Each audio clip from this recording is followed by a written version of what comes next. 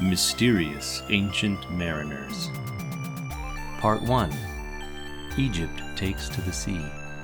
It was sometime around 2000 BC.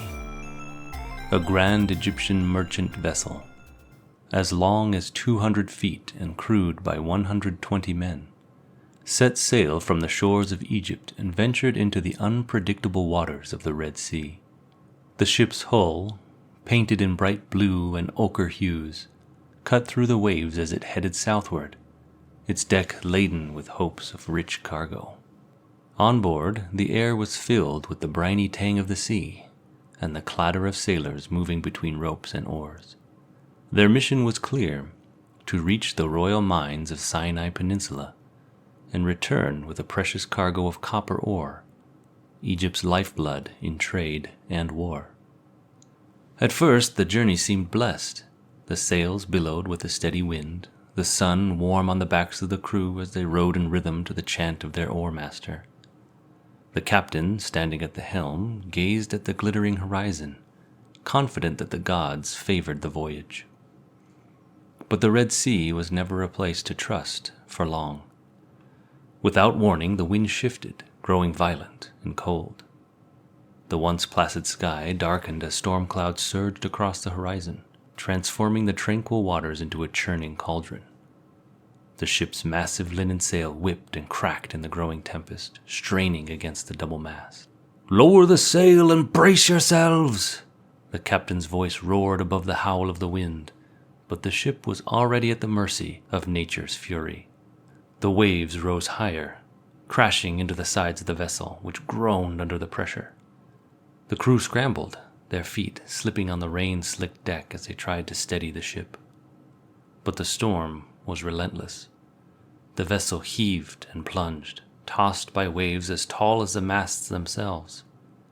The air was thick with salt and spray, and the roar of the wind drowned out the sailors' desperate cries.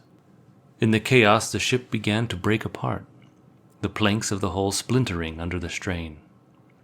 A lone mariner would later recall in his papyrus journal that it felt as if they flew before the wind.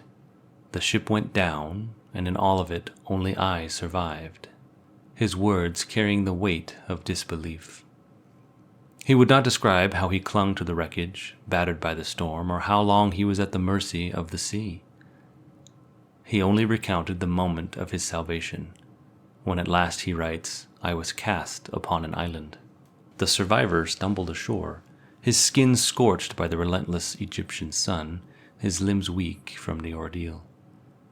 The island was desolate, a barren strip of sand with jagged rocks jutting into the sea. His first instinct was to seek shade from the burning sun. With exhaustion weighing heavily on his limbs, he found refuge under a spindly tree, where he collapsed into the sand. For 3 whole days he lay there, recovering, listening to the distant crash of the waves that almost claimed his life. On the 4th day, hunger gnawed at his stomach, and desperation drove him to explore.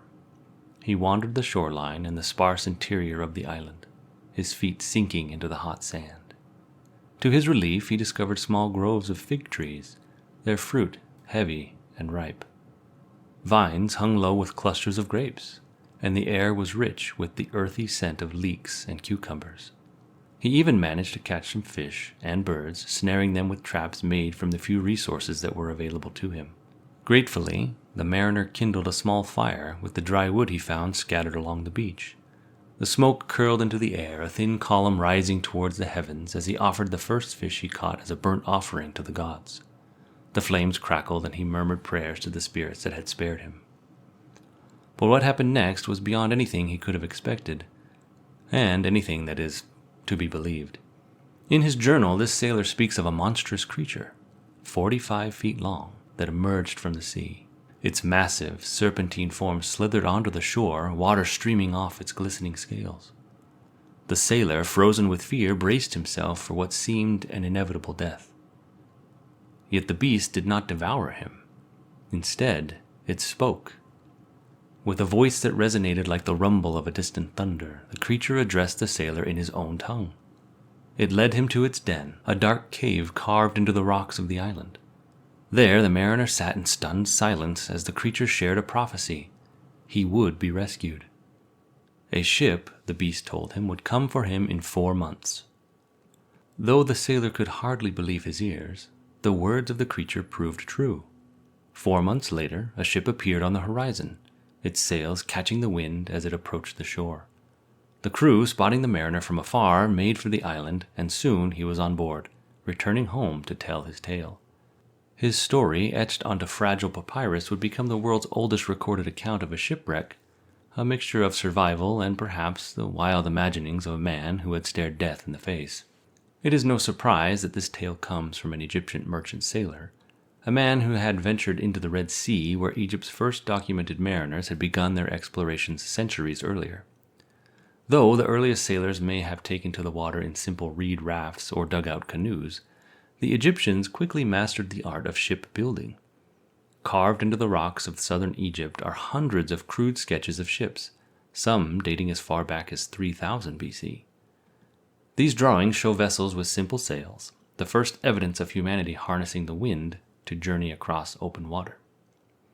As Egypt grew in power, so did its mastery of the seas.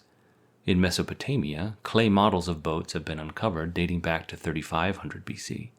These skiffs, with their carefully designed sockets for masts and holes for stays, show that even then the idea of sailing was not a distant dream, but a reality. The Egyptians and their Mesopotamian counterparts rarely ventured far beyond sight of land. Their ships hugged the coastlines, skimming the edges of the great rivers that fed their civilization. But the lure of the sea was irresistible, and the Egyptians soon extended their reach across the eastern Mediterranean. By 2650 BC, the Mediterranean was alive with traffic, the Egyptian cargo ships plying the waters between Egypt and the ports of Byblos, Tyre, and Sidon. The pharaoh's scribes recorded the bounty of this trade: cedar logs hauled from the mountains of Lebanon, the fragrant wood prized for its durability and rich scent. The cedar became a staple of Egyptian life, used to craft coffins for mummies, oil for embalming, and timbers for even more ships, vessels that would in turn bring back more cedar, continuing the cycle of maritime trade. This trade would bring a new level of prosperity through the efforts of the iron-willed and potentially first female ruler, Queen Hatshepsut. Her reign, around 1500 BC, had brought a vision of prosperity, not just by the sword, but through the power of trade and the riches of distant lands. The creak of wooden ships and the rustling of linen sails filled the air as entire fleets set out southward. These ships were unlike the smaller, leaner vessels of past times. They were tall and broad, their hulls crafted with precision by artisans who worked in the shadows of Egypt's grand temples. Each ship's bow, painted with vivid colors and adorned with the carved figure of a protective god, pointed toward the horizon, ready to conquer the waves. On board, Egyptian traders huddled beneath simple awnings, their skin bronzed from years at sea. They clutched sacks of daggers and necklaces, their offering for the distant lands they would visit.